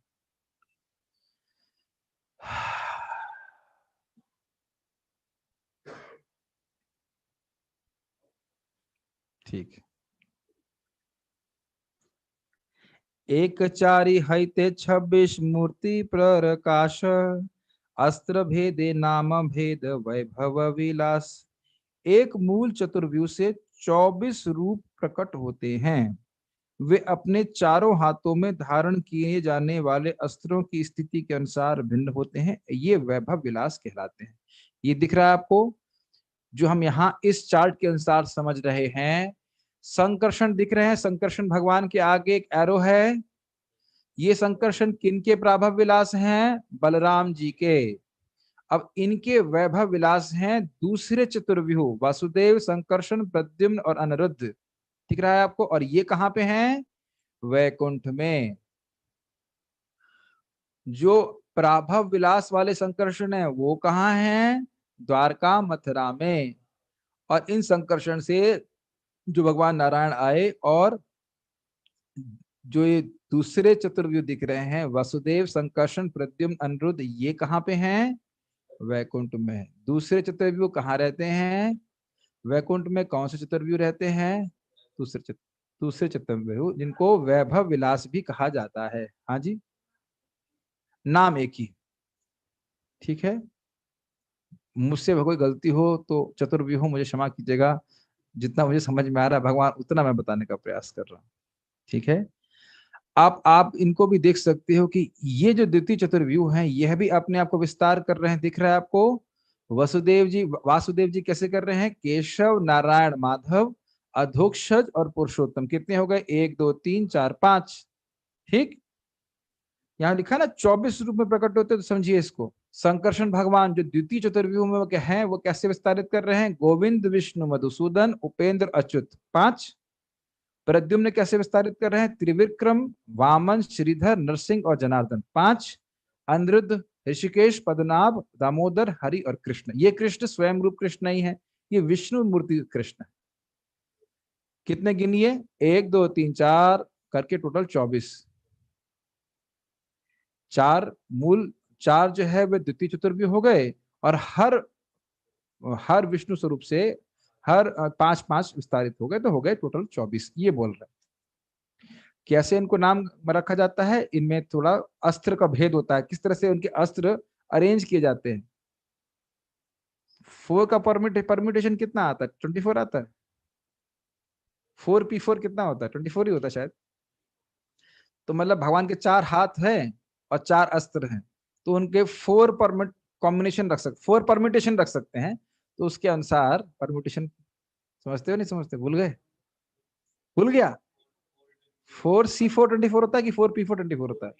4 3 12 2 24। हाँ, 4 प्रकार से आप 4 हाथों में, 24 प्रकार से आप 4 अस्त्रों को 4 हाथों में व्यवस्थित कर सकते हो। मैथ्स कभी तो कम आई। भगवान विष्णु को समझने के लिए इतना बुरा नहीं है। ठीक है, तो 4 प्रकार से, 24 प्रकार से आप 4 अस्त्रों को, शंख, चक्र, गदा और पद्म, उनको 4 हाथों में अरेंज कर सकते हैं। ये बात समझ में आ रही है? तो सोचने का प्रयास कीजिए। 4 भगवान के हाथ हैं, शंख यहाँ, शंख यहाँ, शंख यहाँ, शंख यहाँ, फिर चक्र यहाँ, फिर चक्र यहाँ, फिर चक्र यहाँ पे यहाँ, ऐसे ऐसे करके आप बहुत सारे अरेंजमेंट कर सकते हो। तो वो बहुत सारे अरेंजमेंट हैं, टोटल 24। तो इन 24 तरह से जैसे शस्त्रों को धारण किए हैं भगवान विष्णु, उनके 24 स्वरूप हैं यहाँ पे, जिसमें द्वितीय चतुर्व्यूह भी सम्मिलित है। आप देख रहे हैं चैतन्य चरितामृत इसलिए कठिन क्यों है। लेकिन इतना कठिन तो नहीं है, एक बार सुनेंगे तो समझ में आ रहा होगा। ठीक है, भगवान पुनः कृष्ण चतुर्भुज लय्या पूर्व रूपे परव्योम मध्य वैसे नारायण रूपे। भगवान कृष्ण पुनः विस्तार करते हैं, और परव्योम अर्थात आध्यात्मिक आकाश में वे अपने मूल चतुर्व्यूह रूपों के विस्तार के साथ अपने चतुर्भुजी नारायण रूप में पूर्ण रूपेण स्थित हैं।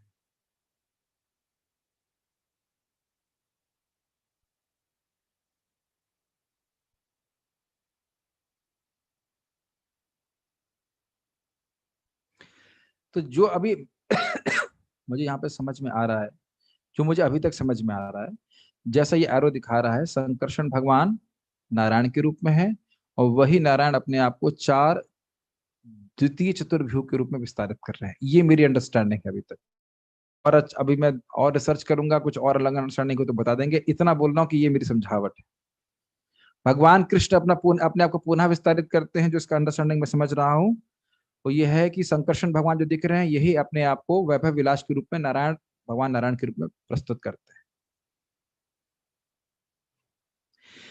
कहाँ है ते पुनः चतुर्व्यूह प्रकाश, आवरण रूप चारि दिके जारवास। इस तरह मूल चतुर्व्यूह रूप पुनः द्वितीय चतुर्व्यूह रूप में प्रकट होते हैं। इन द्वितीय चतुर्व्यूहों के आवास चारों दिशाओं को आच्छादित करते हैं।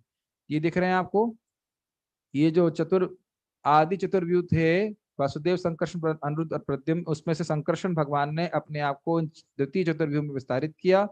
फिर इन्होंने अपने आप को और 20 रूप स्वरूप में विस्तारित कर दिया, तो ये सारी दिशाओं को भर देते हैं। इन चतुर्भुजों का पुनः 3 बार विस्तार होता है। ये समझ में आया? केशव नारायण माधव वासुदेव के विस्तार हैं, संकर्षण के गोविंद विष्णु मधुसूदन, प्रद्युम्न के त्रिविक्रम वामन श्रीधर, और अनिरुद्ध के हैं ऋषिकेश पद्मनाभ और दामोदर। 3 गुणा 4 कितना होता है? 12। तो ये महीने के 12 जो 12 महीने होते हैं साल के, इनके ये अधिष्ठाता देवता है। ये बात बोली जा रही है।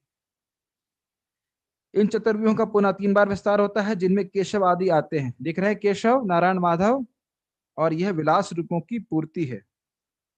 पूर्ति है को मतलब अनुवाद प्रपात पूर्ति कही। चतुर्व्यूह में से प्रत्येक रूप के 3 विस्तार होते हैं। स्पष्ट समझ में आ रहा है? कौन से चतुर्व्यूह? द्वितीय चतुर्व्यूह। और वे अस्त्र धारण करने की स्थिति के अनुसार विभिन्न नाम वाले होते हैं। वासुदेव के विस्तार हैं केशव नारायण तथा माधव। अब देखते जाइए चार्ट। अब मुझे केवल पढ़ना है, आपको केवल चार्ट देखना है। चार्ट पर नजर रखिए और सुनिए। संकर्षण के विस्तार हैं गोविंद विष्णु तथा मधुसूदन। ये गोविंद मूल गोविंद से भिन्न है, क्योंकि ये महाराज नंद के पुत्र नहीं। स्पष्ट। प्रद्युम्न के विस्तार हैं त्रिविक्रम वामन तथा श्रीधर। इसी तरह अनिरुद्ध के विस्तार हैं ऋषिकेश पद्मनाभ तथा दामोदर। क्लियर समझ में आ रहा है? फोटो देखेंगे तो कुछ समझाने की जरूरत नहीं है। ये 12 महीनों के प्रधान देवता हैं। केशव अग्रहायण मास और नारायण पौष मास के प्रधान देवता हैं। माघ मास के प्रधान देवता माधव हैं और फाल्गुन के गोविंद हैं। विष्णु चैत्र मास के और मधुसूदन वैशाख मास के प्रधान देवता हैं। तो इस प्रकार से आप देख रहे हैं कि ये 12 महीनों के ये 12 अधिष्ठाता देवता है। ये दिख रहे हैं आपको 12 विष्णु स्वरूप। ज्येष्ठ मास के प्रधान देवता त्रिविक्रम है, आषाढ़ के देवता वामन है, श्रावण मास के श्रीधर तथा भाद्र मास के ऋषिकेश हैं। आश्विन मास के प्रधान देवता पद्मनाभ हैं और कार्तिक मास के दामोदर हैं। ये दामोदर वृंदावन के नंद महाराज के पुत्र राधा दामोदर से भिन्न है। ये समझ में आ रहा है? ये दामोदर क्या है? विष्णु स्वरूप में है। वे गोप विष्णु स्वरूप में नहीं है।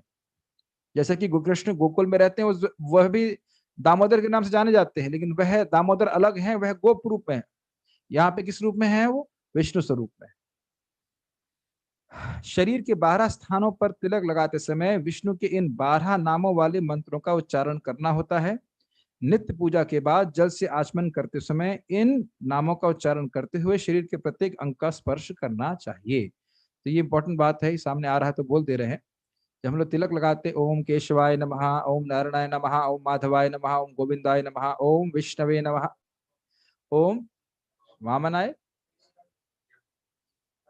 विष्णवे, दक्षिण है, ये दक्षिण है, विष्णवे नमः, ओम मधुसूदनाय नमः, ओम त्रिविक्रमाय नमः, ओम वामनाय नमः, ओम श्रीधराय नमः, ऋषिकेशवाय नमः, पद्मनाभाय नमः, दामोदर और वासुदेव नमः यहाँ कहते हैं। तो इस प्रकार से ललाट को हम करते हैं।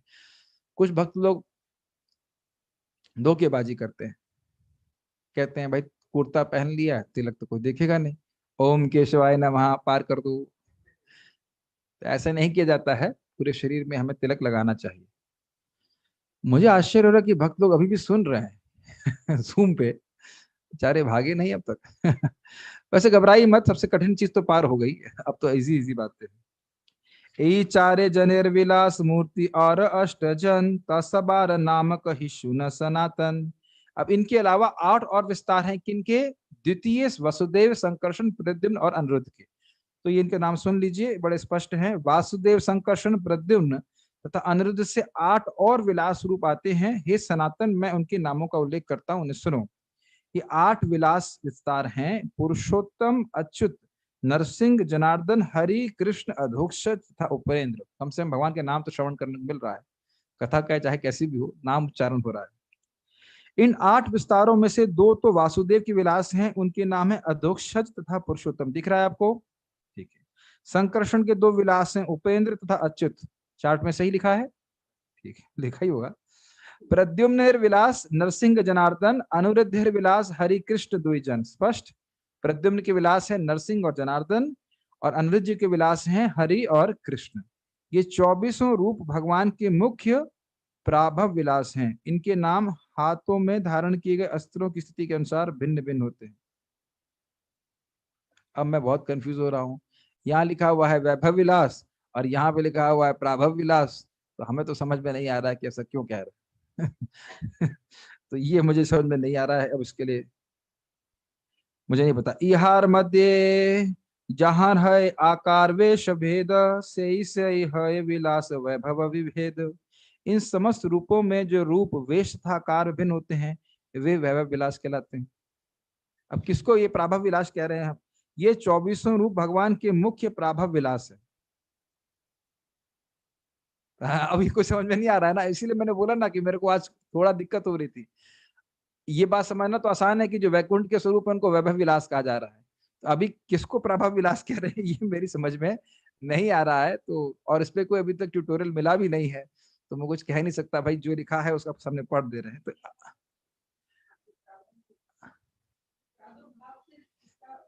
नहीं नहीं माता जी, अभी अपने मन से हम कुछ नहीं कह सकते, प्रभुपाद जी को तात्पर्य भी नहीं दी है, इसलिए बड़ी कठिनाई है कि कैसे समझा जाए इस बात को। ठीक है। और प्रभुपाद जी भागवत के अपने तात्पर्य में बोलते हैं प्रभाव विलास वैभव विलास। तो कुछ क्लियर धारणा यहाँ पे नहीं हो रही है, हम अपने शुद्धिकरण के लिए पढ़ रहे हैं।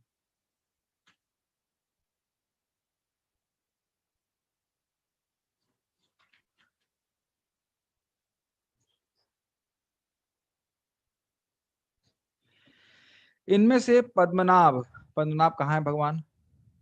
पद्मनाभ कहाँ है भगवान? अनिरुद्ध के विस्तार। त्रिविक्रम कहाँ है? त्रिविक्रम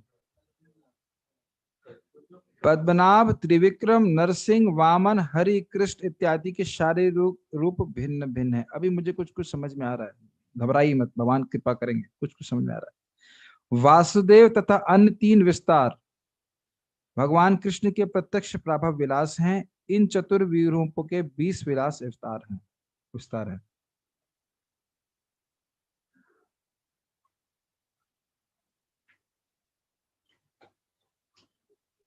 ये सारे रूप आध्यात्मिक आकाश में भिन्न भिन्न वैकुंठ लोकों में के अधिष्ठाता हैं, जो पूर्व दिशा से क्रमशः प्रारंभ होते हैं। 8 दिशाओं में प्रत्येक में 3 भिन्न रूप होते हैं। यद्यपि इन सब का परव्योम में सनातन निवास स्थान है, किंतु इनमें से कुछ भौतिक ब्रह्मांडों में स्थित है। ये उसके बाद हम कुछ नहीं ज्यादा बोलना चाहते हैं।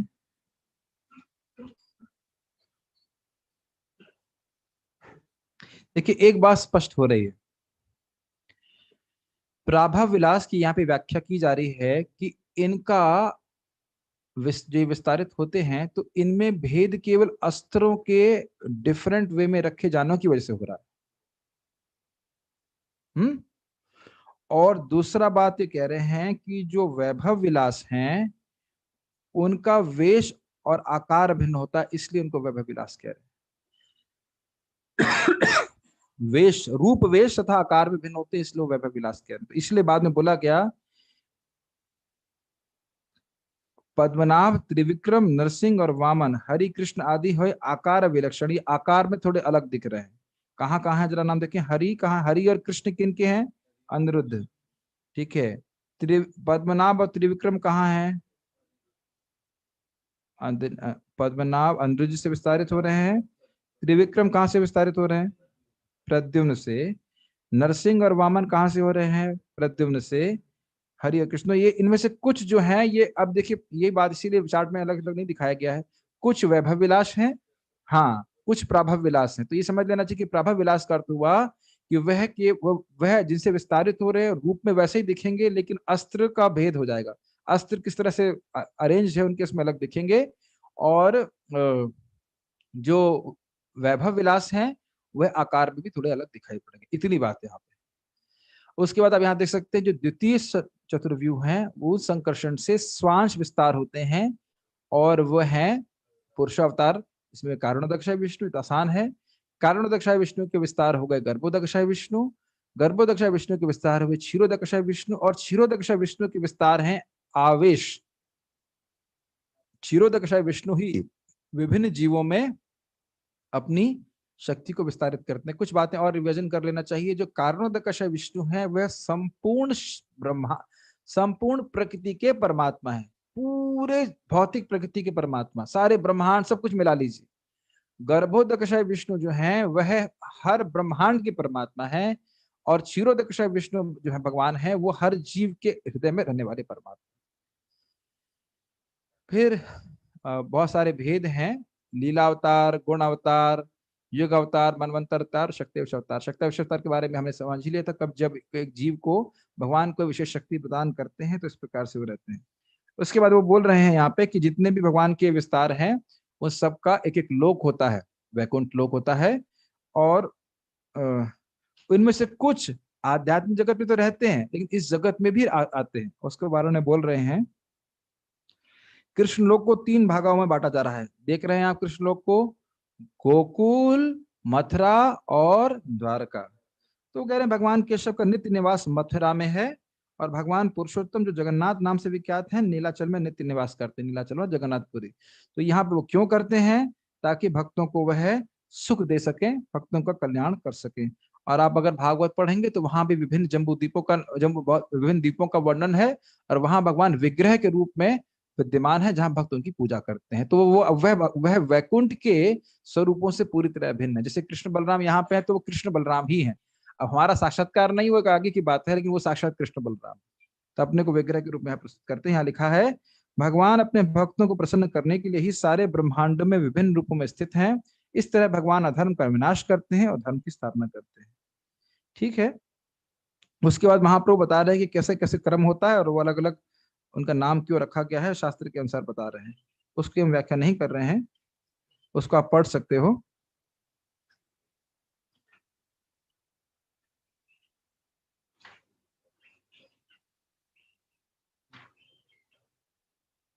उसके बाद मैंने आपको सारा बता दिया यहाँ पे जो पुरुषावतारों के बारे में था वही वर्णन आगे चल रहा है, तो आप उसको समझ सकते हैं। ओके, उम्मीद है कि आपको कुछ समझ में आया होगा। हाँ, अलग से क्लास, यही तो अलग से क्लास हो रही है और क्या। हैवी क्या, अब तो खत्म हो गया, अब तो हल्का हो गया, अब क्या कठिनाई है। तो देखिए इसको समझने के लिए आप लोगों को थोड़ा सा पढ़ना भी पड़ेगा। आप पढ़ सकते हो मध्य लीला इत्यादि से, बाकी ये सब बातें आप स्वयं पढ़ सकते हैं। बाकी हम लोग चर्चा अन्यथा उसमें कर चुके हैं। तो मोटा मोटा हमने एक अंदाजा दिया आपको किस प्रकार से भगवान सभी अवतारों के स्रोत हैं। एक चार्ट और भी है, नहीं नहीं, घबराई मत।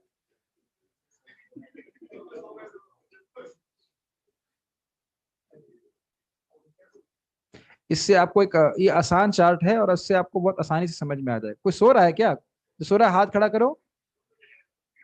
हाँ, हजूर में सब सो गए, कोई बात नहीं। ये उसी उसी चार्ट की पुनरावृत्ति है। चार्ट दिख रहा है ठीक से आपको? स्वयं रूप से कृष्ण है, वह अपने आप को स्वयं प्रकाश में प्रकाशित करते हैं, उसके वैभव प्रकाश हो गए। ठीक है, बलराम जी, और उनके हैं तदेकात्म रूप विलास स्वांश। ठीक है, स्वांश में लीलावतार, पुरुषावतार, गुणावतार भी आ गए। शक्तावेश, उसके बाद शक्तावेश अवतार देख लीजिए। शक्तावेश अवतार में विभूति और अवतार, विभूति उनकी कहते हैं जिनको कम शक्ति प्राप्त होती है, जिनको अधिक शक्ति प्राप्त होती है उन्हें अवतार कहते हैं, जैसे कि 4 कुमार, नारद जी, ब्रह्मा जी आदि, अनंत शेष। और मनवंतर अवतार भी आते हैं जो हर मनु के अंत में क्या लिखा हुआ है, हाँ, हर मनवंतर में एक बार आते हैं। जैसे एक बात बड़ी रोचक है, मत्स्य अवतार 14 बार आते हैं। मत्स्य अवतार 14 बार आते हैं, लघु भागवतामृत में लिखा है 14 बार। ब्रह्मा जी के दिन में 14 बार आते हैं। हाँ हाँ, तो अभी उसका अपडेटेड फाइल को अपडेट किया गया है। अरे मैं कोई ब्रह्मा तो ही ना जो सब कुछ जितना पढ़ता हूँ उतना बता देता हूँ। कल फिर से पढ़ रहा था तो नई बात समझ में आई कि 2 बार तो उन्होंने बोला है, मैत्री मुनि ने, मैत्री मुनि ने बोला है वहां पे। लेकिन मैत्री मत्स्य अवतार के बारे में सुखदेव गोस्वामी जी ने बोला है। लेकिन लघु भागवत में लिखा है कि हर मनवंतर के बाद भगवान आते हैं। तो 14 बार मत्स्य अवतार आते हैं, तो यहाँ पे बोल रहे हैं वो मनवंतर अवतार है। और उसके बाद गुण अवतार के बारे में आप जानते ही हो, ब्रह्मा विष्णु महेश हैं। और पुरुष अवतार के बारे में आप जानते ही हैं, लीला अवतार भी हैं, मत्स्य अवतार है, कूर्म अवतार इत्यादि। और मनवंतर और अवतार में और भी अवतार आते हैं बहुत से। तो ये सब जो है ये स्वांश के ही भाग हैं और अपनी अपनी शक्ति को कुछ कम प्रस्तुत कर रहे हैं। लेकिन जो विलास रूप है वह भगवान के समान प्राय है, उतनी ही शक्ति प्रस्तुत करते हैं। उम्मीद है कि आपको समझ में आ गया होगा। प्राभव विलास कहे जा रहे हैं मूल चतुर्विहु और वैभव विलास कहे जा रहे हैं द्वितीय चतुर्विहु। देखिए इतना जो समझ, जितना समझ में आ रहा है उतना ग्रहण कर लेना चाहिए। ऐसा नहीं कि सारी बात सबको समझ में आती है, जितना समझ में आ रहा है हम ग्रहण करते हैं। कुछ प्रश्न अगर ले लेते हैं, उसको देख लेते हैं, कोई अच्छा, कोई प्रश्न, अच्छा सा प्रश्न होगा तो उसका उत्तर दिया जाएगा। ये भी समझ में नहीं आ रहा कि क्या समझ में नहीं आ रहा है। पूछ रहे हैं Vasudev Krishna and Vasudev expanded from Shri Balram ji are different. हाँ, ये एक अच्छा प्रश्न है। जो देवकी नंदन कृष्ण हैं, जिनको भगवान का वैभव प्रकाश कहा गया, वह सीधे स्वयं रूप कृष्ण से विस्तारित हो रहे हैं। लेकिन जो चतुर्व्यूह स्वरूप हैं, जो द्वारका में है, मथुरा में अपने दिखे थे, मूल चतुर्व्यूह, वे बलराम जी से विस्तारित हो रहे हैं। तो नाम से आप भ्रमित ना हो जाइएगा। जिन वासुदेव कृष्ण को जो द्वारका में अपने आप को विस्तारित करते हैं, वे सीधे कृष्ण से विस्तारित हो रहे हैं। ठीक है, ये भी पॉइंट हुआ। 400 form of Krishna in front of Bhishma Pitamah is an example of स्वयं प्रकाश और वैभव प्रकाश। वैभव प्रकाश, वैभव प्रकाश। अरे बाबा, ये प्रश्न गलत है, आप समझ नहीं पाए। स्वयं प्रकाश के दो भेद हैं, वैभव प्रकाश और प्राभव प्रकाश। स्वयं प्रकाश और वैभव प्रकाश अलग वस्तु नहीं है। स्वयं प्रकाश इज अ क्लास और उसके दो सबसेट हैं, वैभव प्रकाश और प्राभव प्रकाश। तो ये वैभव प्रकाश है, आपने जान ही रहे, इसमें कोई कठिनाई तो है नहीं। देखिए, प्राभव प्रकाश में कृष्ण बहुत सारे रूप में दिखाई पड़ेंगे, ये ध्यान देना होगा। प्राभव प्रकाश, जैसे द्वारका में भगवान अपने को प्राभव प्रकाश में प्रकाशित कर रहे हैं, तो 16,108 रूप में, रासलीला में करोड़ों रूप में। तो वैभव प्रकाश में एक रूप में दिख रहे हैं, लेकिन वो सीधे कृष्ण से, स्वयं रूप कृष्ण से विस्तारित हो रहा है सीधे, इसलिए वैभव प्रकाश भी कह रहे हैं यहाँ पे। हाँ हाँ, मैं समझ रहा हूँ, नहीं समझ में आ रहा है, ठीक है। क्या बोले, अब ये वृंदावन में बैठे हैं, कहीं कोई शाप आप दे देंगे तो हमारा बिजनेस डाउन हो जाएगा, इसलिए क्लास पूरी कर देते हैं। हाँ, 4 फैक्टोरियल, ये मैथमेटिक्स का टीचर है लगता है सौरभ। हाँ, 4 4 into 3 into 2 into 1 इस तरह से हम लोग परम्यूटेशन कैलकुलेट करते थे। कह रहे हैं हरे कृष्ण महामंत्र से कौन से कृष्ण भगवान के दर्शन होते हैं? राधा कृष्ण स्थलम लभेत, जो हरे कृष्ण मंत्र करता है उसे श्री श्री राधा कृष्ण का स्थल प्राप्त होता है। लेकिन ध्यान देना होगा कि भक्ति में प्रकृति करने के बाद। इस बार कृष्ण आए वे तो स्वयं कृष्ण आए थे, लेकिन अन्य द्वापर में जो कृष्ण आते हैं वे अनिरुद्ध से आते हैं। क्या अनिरुद्ध से आते हैं? ऐसा तो हमने कुछ सुना नहीं है, कुछ नहीं सुना है कि कौन से आते हैं। बस इतना पता है कि वसुदेव कृष्ण आते हैं अन्य द्वापर में, बस इतना पता है। अनिरुद्ध से आते हैं, अनिरुद्ध क्षीरोदक्षय विष्णु से आते हैं, ये हम ग्रहण कर सकते हैं। यस, अनिरुद्ध, अनिरुद्ध जी के विस्तार है, मुझे याद नहीं आ रहा। Where is Mahaprabhu's abode is situated? Hare Krishna. ठीक है, महाप्रभु कहाँ से आ गए अभी यहाँ पे? ठीक है, तो मैं क्षमा चाहूंगा अगर आपको बहुत कठिन लगा होगा इस बात, लेकिन देखिए कभी तो पढ़ाना ही पड़ेगा ना।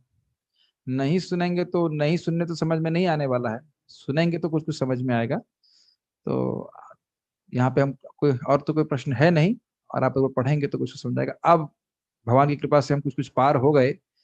और अब मुझे हाँ, एक इंटरेस्टिंग बात बताना चाह रहा था, कुछ दो मैंने मिस्टेक कर चुका हूँ, उसको थोड़ा ठीक कर देता हूँ। मैं बात बात में बताना चला गया, जब दत्तात्रेय भगवान के बारे में बोल रहे थे तो हम बोल दिए कि ये शिव जी और ब्रह्मा और विष्णु के सम्मिलित अवतार हैं। ये थोड़ा मिस्टेक हो गया। दत्तात्रेय जो है वह भगवान विष्णु के अंश है। उनके 3 पुत्र थे, दत्तात्रेय, दुर्वासा और सोम। सोम की बुद्ध, सोम, हाँ सोम।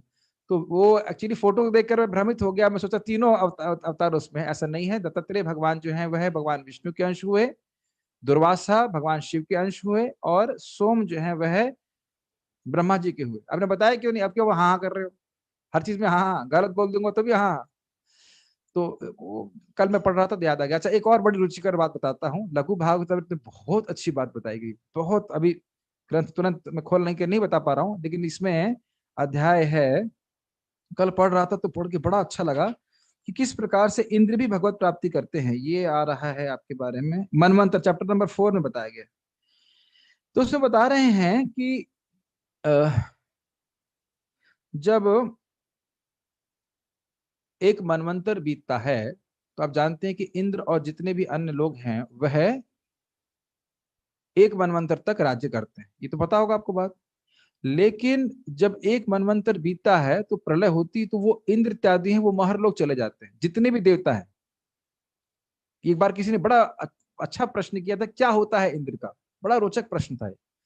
तो फिर वह महरलोक चले जाते हैं। फिर अंततः तो जब महरलोक भी नष्ट हो, मतलब एकदम प्रलय होती है, तो फिर वो ब्रह्मलोक चले जाते हैं। और फिर अगर ब्रह्मलोक में रहते रहते वो शुद्ध हो गए तो या तो भगवान के पास चले जाएंगे, नहीं तो कुछ भौतिक इच्छा रही तो फिर वो दोबारा जन्म लेंगे। ये स्थिति रहती है। तो ये हिसाब किताब है। जन्म लेंगे मतलब अब उच्च कोटि रूप में ही जन्म लेंगे, ब्रह्मलोक में जाकर के वापस नीचे तो नहीं आएंगे, लेकिन इसे क्रम मुक्ति कहा जाता है। तो यदि कोई भक्त इंद्र भी बन गया तो कोई घबराई मत। और आप ये भी आप सुनेंगे तो आप आश्चर्यचकित हो जाओगे। दशम स्कंद में प्रभुपाद जी बताते हैं कि जैसे भगवान यहाँ पे अवतरित हुए तो भगवान ने देवता को आज्ञा दी है ना कि तुम भी अवतरित हो पृथ्वी में, ये तो बात जानते हैं आप। तो प्रभुपाद जी कह रहे हैं कि कोई व्यक्ति अगर भगवान के पास नहीं भी गया तो भी उसको देवता के, ये भी संभावना है कि देवता के रूप में जन्म मिलेगा और फिर उसे भगवान की लीला में संलग्न होने का मौका मिलेगा। तो बहुत सारी संभावनाएं हैं, एक ही संभावना नहीं है जिसके जिसके द्वारा व्यक्ति भगवान के पास जाता है। एक ही एक तरीका नहीं है। भगवान की भक्ति कर रहे हैं, भगवान के हिसाब से जाएंगे भगवान के पास, लेकिन बहुत सारी संभावना है। तो जो भी है, अगर आपकी इच्छा है कि कुछ इंद्र बन के देख लिया जाए तो वह भी चलेगा, अगर आप चाहते हैं, लेकिन टाइम बहुत लग जाएगा। तो इच्छा यही करनी चाहिए कि भगवान हमको अपने पास जल्दी से जल्दी बुला लीजिए। ठीक है। Okay, so we should stop here. Maharaj का क्लास है आधे घंटे के बाद, आप लोग सभी उसके लिए आमंत्रित हैं। श्रील प्रभुपाद की जय। ताई